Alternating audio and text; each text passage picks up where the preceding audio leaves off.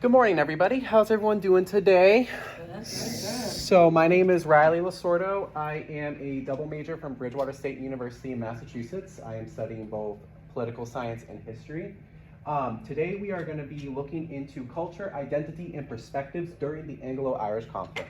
So specifically today, what we're going to be doing is we're going to be analyzing both perspectives on the micro level, so perspectives from individuals throughout the Anglo-Irish conflict, and then we're going to be looking at it from the macro level, where we're going to be examining how perspectives changed in Ireland from 1800 to 1918.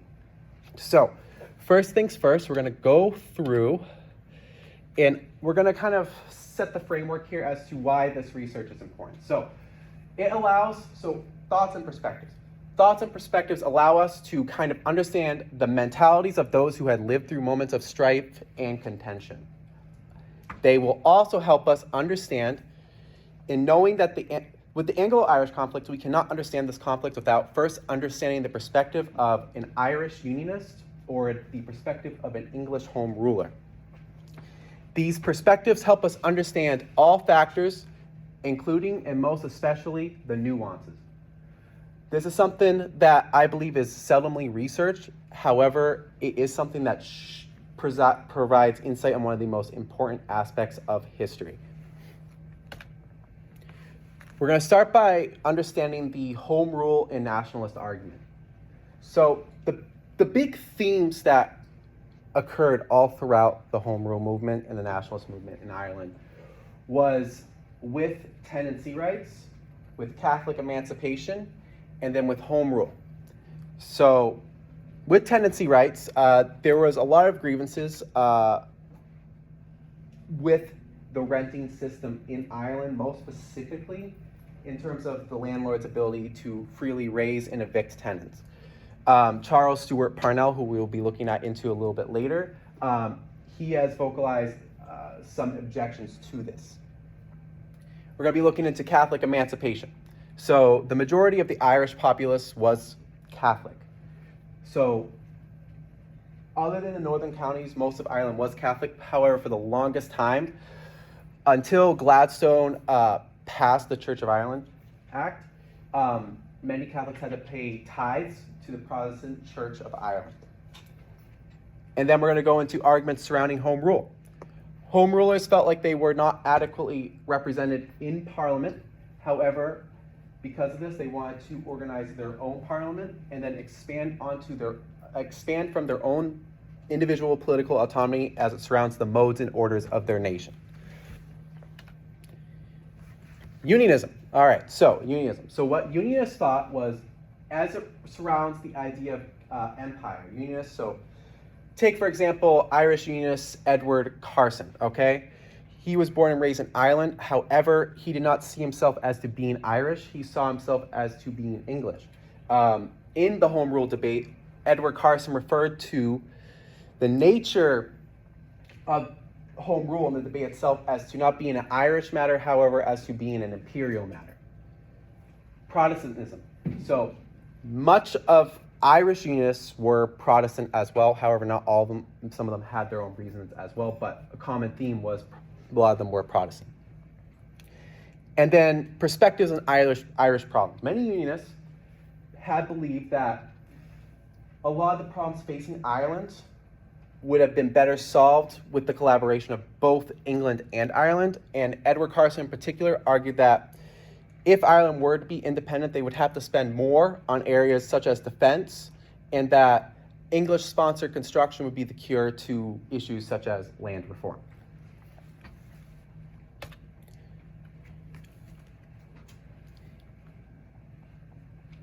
Edward Carson specifically, he believed that England and Ireland had a mutually symbiotic relationship in which both had benefited in areas such as previously mentioned, prestige. So Edward Carson remarked that England is one of the most glorious empires in the world in areas of defense and areas of economics.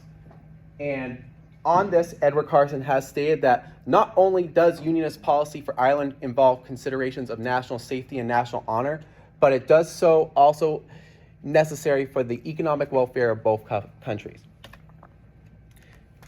We're going to be looking more into the perspectives of those who were English who supported home rule. So specifically looking into Gladstone. So Gladstone, he was the former Prime Minister of England, and his goal was to, quote unquote, pacify Ireland. Now, not all liberals, because this was, most of the home rule was led by the Liberal Party. Not all liberals were in favor of home rule, and this is what created what was referred to as the Liberal Party split within the Liberal Party, where a lot of liberals, who were also referred to as liberal unionists, did kind of delve away from voting for issues such as the home rule bill.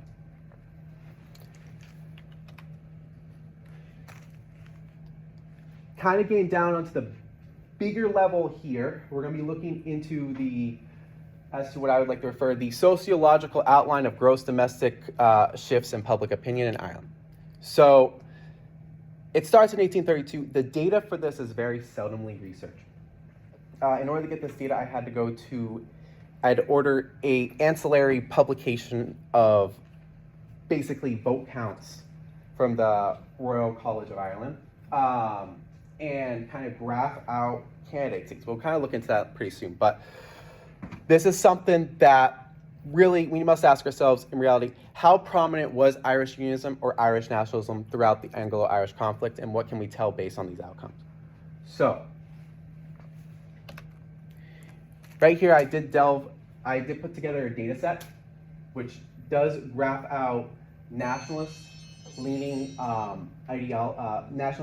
candidates, starting from 1832, as this is when parties did begin to be counted, was 1832 onward. So first remark here is that election of 1874, keep that in your brain, and then election of 1847, keep that in your brain. I've included specifically just nationalist parties, so this kind of refers to the repealers, and then this refers to home rulers, and then this one right up here includes the liberals, excludes liberal unionists, and then this refers to strictly unionists right here, this green one.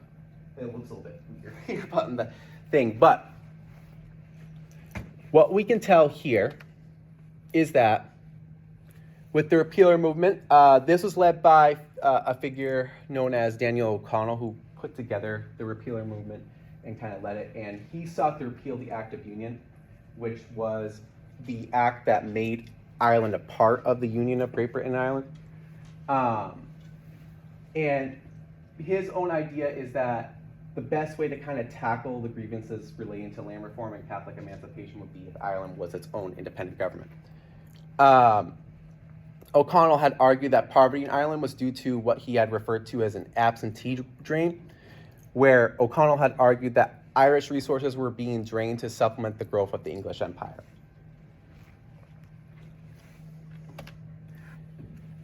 And then election of 1874. So what's up with the spike in 1874? That spike did kind of stay around up until full separation in 1918. So election of 1874, spike in nationalist ideology was responsibly linked to grievances yielded by the Irish population. So Parnell put together what was referred to as the Irish Tenant League, which was a mass membership type organization which had worked together in kind of combating renting practices in Ireland.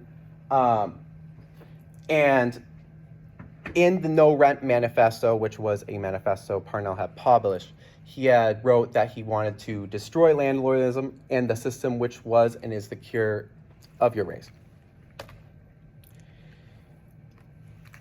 Overall, the big takeaway here is that there's a lot of different perspectives to be taken into account here, and that the nuanced opinion here, so the opinion of Irish unionists and the opinion of English home rulers, and even the mainstream opinion, all opinions here are very important, being able to demonstrate as to what may have been going on during the Anglo-Irish conflict and beyond. We cannot understand the causations for independence without first understanding the reasonings for independence as well. And this will be my references as well. Thank you, everybody.